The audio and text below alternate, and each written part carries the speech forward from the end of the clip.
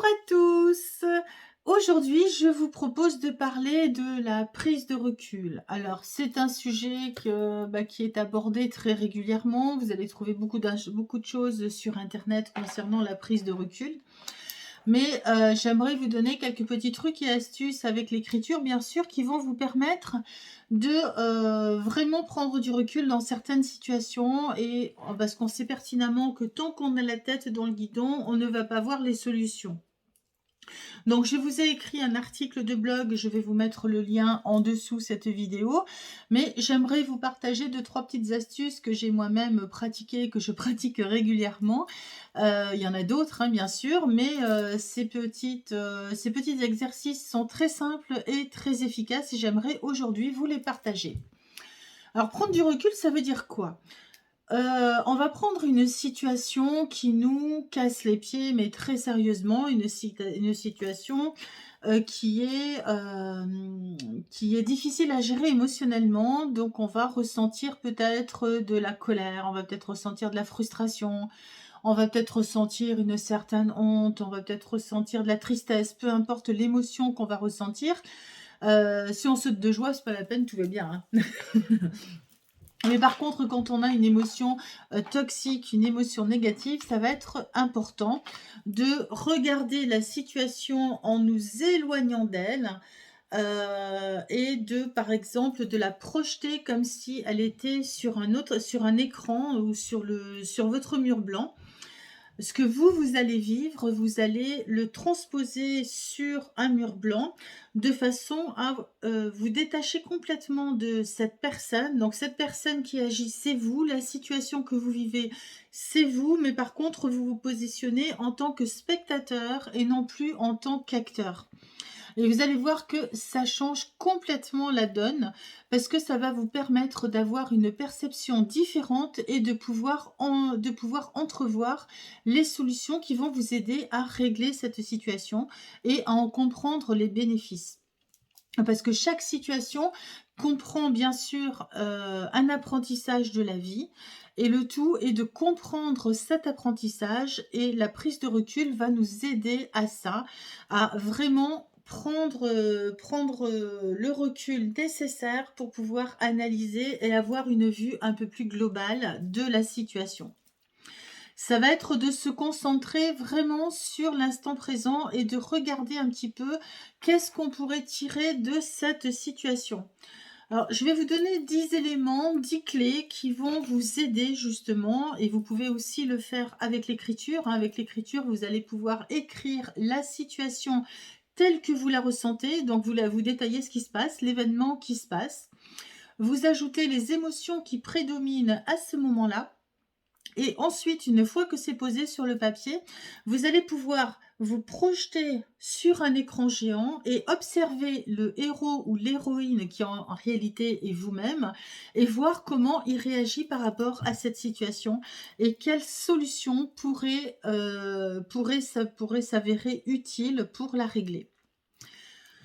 Donc déjà, la première chose à faire, ça va être de changer un petit peu ses pensées parce que vous savez que les pensées amènent des émotions. Je vous en ai parlé dans une autre vidéo, c'est le PER.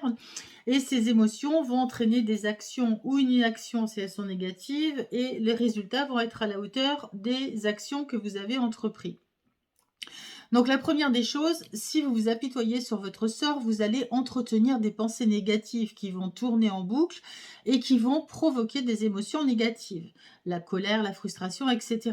Effectivement, peut-être qu'il y a une situation, il y a un élément déclencheur qui est venu vous titiller et qui va amener ces pensées-là, donc ces émotions qui sont en arrière-plan, et les actions forcément ne vont pas être à la hauteur de vos espérances et elles vont être quasi inexistantes pour un résultat qui va être négatif. Donc pour changer ça, ça va être de se poser, d'écrire bien sûr cette situation et de faire ressortir les émotions qui vont vraiment remonter à la surface. Et ensuite, ça va être de les transformer. Par exemple, si j'ai de la colère. Ok, j'émets de la colère, donc je l'accepte. C'est une émotion tout à fait naturelle parce que ce que j'ai vécu ou la réaction de cette personne ou cette situation m'agace au plus haut point, mais c'est pas la première fois que je la vis. Donc je vais essayer de voir quel est l'enseignement qu'il y a derrière. Donc déjà, je vais arrêter de m'apitoyer sur mon sort parce que si je vis cette situation, c'est forcément que j'ai un message de la vie à comprendre et tant que je comprends pas ce message, la vie va m'en renvoyer des expériences qui vont m'amener à les travailler. Il faut aussi, enfin, il est important aussi de s'accorder le droit à l'erreur. Nous sommes des humains et en tant qu'humains, on a le droit de faire des erreurs. Les erreurs, c'est ce qui va favoriser notre apprentissage. Parce que quand tout va bien, on se pose pas vraiment de questions, on continue sur notre bonhomme de chemin et voilà. Par contre, quand il y a un élément perturbateur, eh ben là, nos pensées vont arriver en flèche, nos émotions vont s'emballer et c'est là où on va tourner en boucle la situation et plus on tourne en boucle comme ça et moins la solution va apparaître. Alors que si on prend du recul, ça va, si on se détache de la situation, bah, effectivement, ça va nous aider à trouver les solutions. Une autre clé, ça va être de se remémorer les épreuves qu'on a déjà surmontées.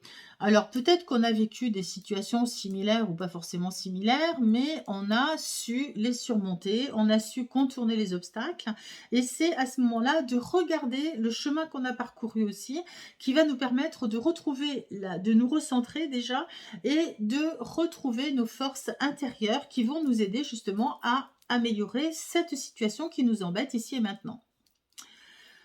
Bien entendu, si on tourne en boucle les émotions négatives, bah, ça va pas le faire, quoi. C'est pas comme ça que vous allez trouver, la solution. Ça va au contraire amplifier le problème et voire attirer d'autres circonstances qui vont rajouter encore de la colère, de la frustration, de la tristesse ou autre émotion toxique.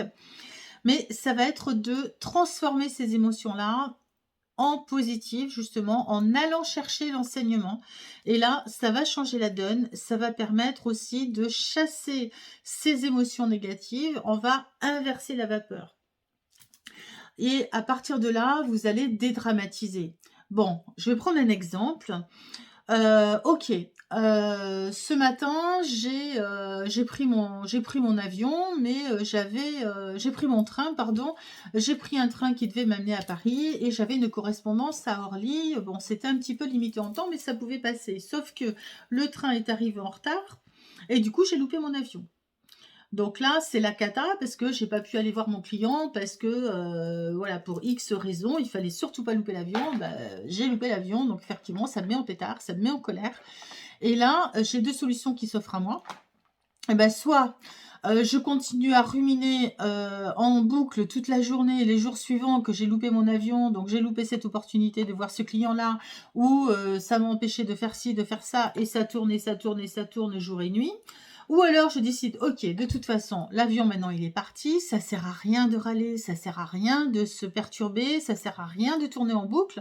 Maintenant, qu'est-ce que je peux faire, pour contrer le truc?» Bon, bien sûr, je vais réserver un autre vol, je vais appeler mon client et je vais décaler le rendez-vous en expliquant la situation. Il est capable de comprendre, c'est un être humain. Donc, ben, on va repousser le rendez-vous à demain, c'est pas grave. Et là, maintenant, je suis sur Paris, qu'est-ce que je peux faire? Qui est-ce que je pourrais aller voir? Ah bah tiens, ma fille est sur Paris, bah ça tombe bien. Je vais aller voir si je peux déjeuner avec elle et ça va être l'occasion de la voir. Donc, vous voyez, on transforme le négatif, on le transforme en positif, c'est-à-dire qu'on va relativiser et trouver une autre alternative qui va être d'appeler le client et de programmer un nouveau rendez-vous, peut-être pour le lendemain ou le surlendemain. Donc, a priori, c'est pas plus grave que ça. On dédramatise dans le sens où ça me permet de profiter un petit peu de ma fille qui est sur Paris à ce moment-là. Voilà. Donc, accepter une situation, évidemment, qu'on ne peut pas changer. De toute façon, l'avion, il a décollé. Maintenant, je ne vais pas lui courir derrière et puis monter dedans. Ça marchera pas. Donc, autant que je me détende, autant que j'essaye de calmer mon ego mental et autant d'essayer de trouver des solutions. Et ensuite, une fois que vous avez, fait, toutes ces étapes-là, vous avez le droit de reprendre votre feuille sur laquelle vous avez écrit la situation qui vous a embêté, les émotions qui sont remontées et maintenant ça va être d'écrire un texte qui va positiver et qui va inverser la vapeur, comme si vous regardiez la scène sur un mur en face de vous, sur un écran et que vous aviez pris du recul par rapport à l'acteur, donc l'acteur bien sûr c'est vous, et vous allez réécrire la scène à l'avantage de l'acteur. et ça va vous aider à redescendre la pression. Ça va vous aider à trouver les bonnes solutions, comme là, j'ai trouvé l'alternative, hein. Maintenant c'est fait, je ne peux pas le changer, donc qu'est-ce que je peux faire pour en tirer un bénéfice, aussi petit soit-il? Mais au moins un bénéfice et puis résoudre ma problématique et bah, de rencontrer mon client le lendemain au lieu de ce jour-là puisque j'ai pas réussi à avoir mon avion. Donc voilà, c'est l'exercice que je vous propose aujourd'hui et j'espère que cette vidéo et ces petits conseils vous ont été utiles. Si jamais vous pensez que ça vous a été utile, n'hésitez surtout pas à liker cette vidéo, à la commenter et à la partager. Si ce n'est pas encore fait, abonnez-vous en cliquant sur le logo Délivrez-vous, abonnez-vous à ma chaîne YouTube et suivez l'actualité. Au fur et à mesure, je vous donne des petits conseils. Et vous avez également sous la vidéo le lien qui va vous permettre d'accéder à l'article que j'ai écrit sur mon blog. Sur ce, je vous donne rendez-vous la semaine prochaine pour un autre sujet et je vous dis à très bientôt et prenez du recul mes chers amis.